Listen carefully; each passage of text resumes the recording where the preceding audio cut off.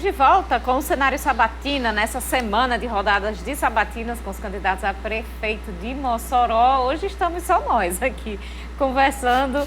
Eu, Vanulfo Prachedes, Moisés Albuquerque, Filipe Cunha. Estamos conversando sobre nossa programação de cobertura das eleições 2020 e também sobre a campanha eleitoral neste ano de 2020. Vanúvio. Antes de a gente retomar aqui, Carol, as nossas conversas, né, políticas sobre o pleito de Mossoró, das cidades da região, nossa cobertura, né, das eleições 2020, vamos agora conferir a agenda, ou as agendas dos candidatos para amanhã, sexta-feira. Nesta sexta-feira, 6 de novembro, o candidato Alisson Bezerra, às 8 horas, faz caminhada no centro. Ao meio-dia e 45, gravação de entrevista em rede de TV. Às 3 da tarde, caminhada no Santo Antônio e Barrocas. A candidata Seição, às 8 horas, faz oração pelo povo de Mossoró com a família e equipe de campanha. 9h30, panfletagem no centro da cidade. 3 da tarde, reunião com assessoria jurídica e de comunicação. 5 da tarde, caminhada com o candidato a vereador no Bom Jardim. A candidata Cláudia Regina, 8h30 da manhã, faz autoblitz com panfletagem pelas ruas e avenidas do Alto de São Manuel. 4 da tarde, autoblitz com panfletagem pelas ruas e avenidas do bairro Boa Vista e Lagoa do Mato. A candidata Isolda Dantas, às 8 horas, visita o setor empresarial. 10 da manhã, entrevista em emissora de TV. 11 da manhã, visita ao comércio na Galeria do Bispo. 4 da tarde, comício relâmpago no Abolição 5. O candidato Professor Ronaldo, às 8 horas, faz caminhada no bairro Nova Mossoró. Meio-dia, sabatina em canal no YouTube. 6 da tarde, visita a Casa de Apoiadores no bairro Planalto 13 de Maio. A candidata Rosalba Ciarline, das 6h30 às 9 horas, visita a empresa. Das 3h30 da tarde às 4 da tarde, visita a empresa. 4h30 da tarde, caminhada no Sumaré. 6h20 da noite, sabatina na Rádio 95 FM. 7h25 da noite, sabatina no cenário político. Aí, amanhã, a candidata Rosalba Ciarline estará aqui com a gente conversando sobre suas propostas e sua candidatura. Essa ordem, como nós já dissemos, foi definida através de sorteio. Falar um pouquinho da nossa agenda também da próxima semana aqui da TCM nessa cobertura. A gente já falou aqui por cima, mas vou listar aqui para você gravar e prestar atenção.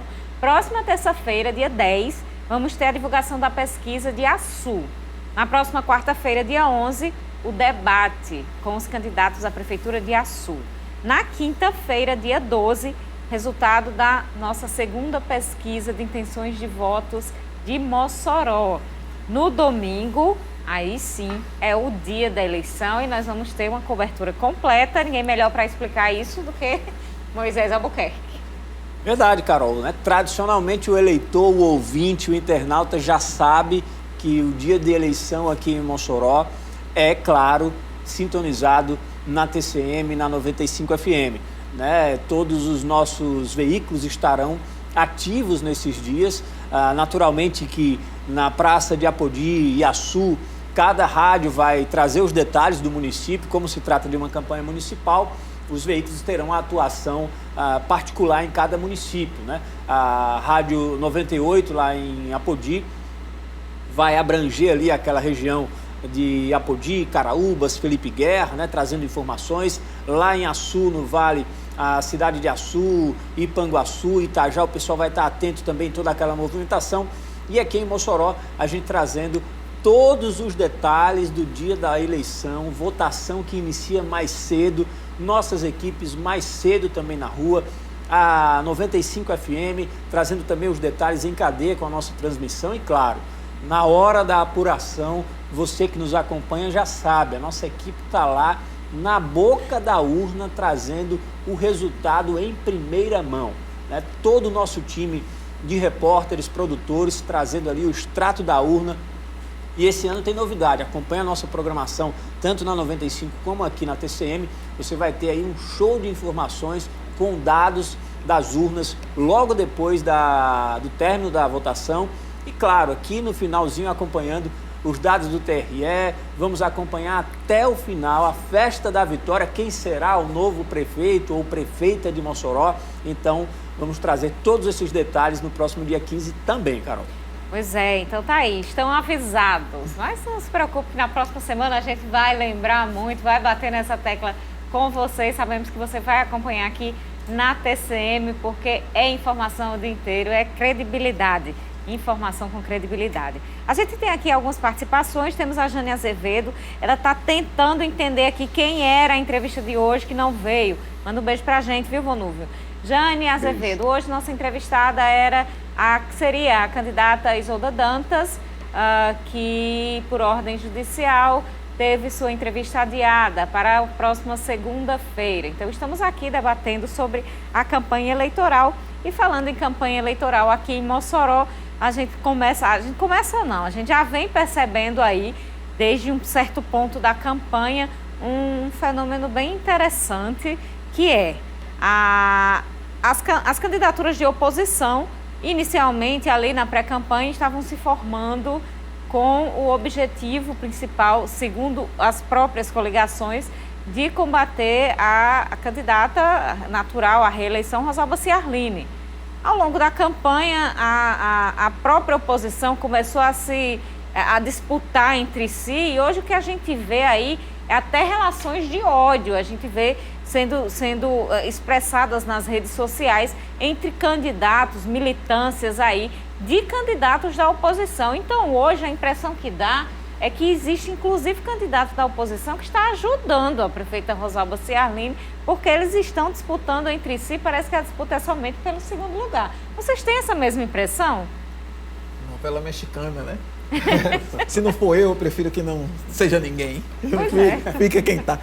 O que eu achei interessante, assim, primeira análise, hoje, depois da nossa pesquisa traz um detalhe muito bacana.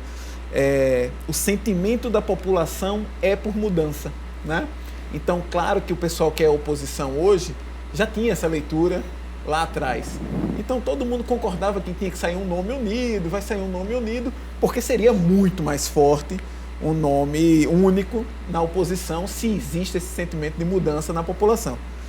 Só que aí ninguém abriu mão, e aí, claro, a oposição, hoje você tem uma campanha com outros 5 candidatos, né? A situação tentando se reeleger, e outros 5 candidatos brigando por esse posto de oposição.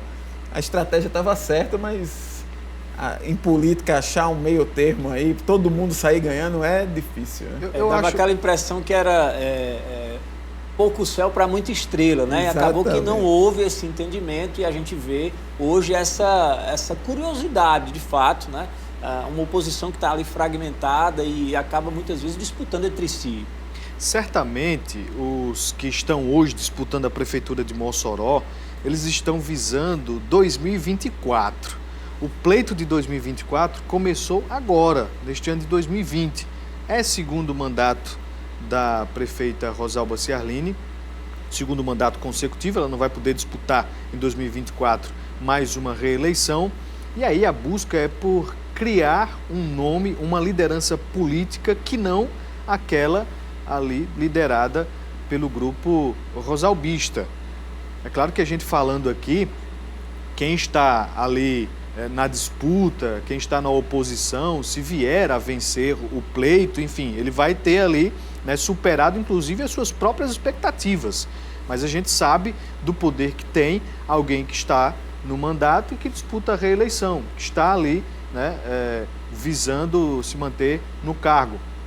Esse tipo de dificuldade, ou esse tipo de estratégia acontece, de dificuldade para quem busca a reeleição e de estratégia para quem busca se inserir como liderança, não é aqui de Mossoró, não é um quadro único aqui da cidade. Outros municípios também a gente observa essa mesma dinâmica política. Então, eu acho que o que a gente está vendo hoje, o que a gente observa hoje, de disputas internas entre lideranças de oposição, é muito mais para ver lá na frente, em 2024. Você tem 3 pessoas, né, que já tinham um peso, são das 5 candidaturas de oposição, você tem 2 pessoas que são mais novas, né, a candidatura do PSOL e da Ascensão, do professor Ronaldo da Ascensão, que aí estão se colocando, tentando conquistar ali o eleitor, mas você tem 3 candidaturas muito fortes, já conhecidas, digamos assim, mais conhecidas. E as 3, nenhuma das 3 tem uma situação confortável no longo prazo na vida política, né? É o que você está dizendo. Você tem Isolda e Alisson que só estão no primeiro mandato para deputado, precisam ser lembrados, então meio que essa candidatura é meio que obrigatória para que ele se mantenha mobilizado essa base.